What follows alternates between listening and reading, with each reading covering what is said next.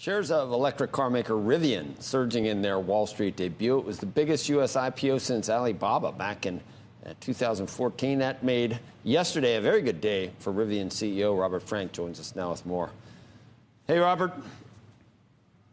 Good morning, Joe. Lots of comparisons now between Elon Musk and Rivian founder RJ Scaringe. But while Musk owns more than 20% of Tesla, RJ owns only about 1.7% of Rivian. Now, Rivian valued at $86 billion as of last night's close.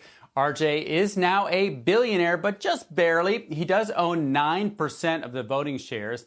And like Musk, he has a moonshot compensation package that with options could make him billions.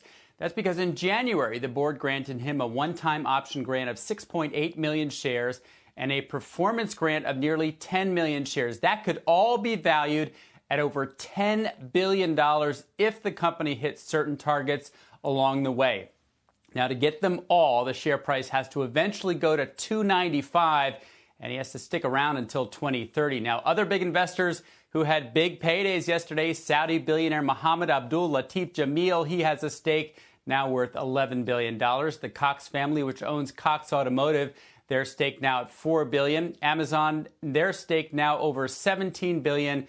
And Ford's stake over $10 billion. Joe? Interesting, Robert. Whenever we see things like that, I wonder if anyone decided, okay, I want it, if they could, which they can, I'm sure, but that money's that's not there. That money isn't there to cash out. It's not real. It's not there.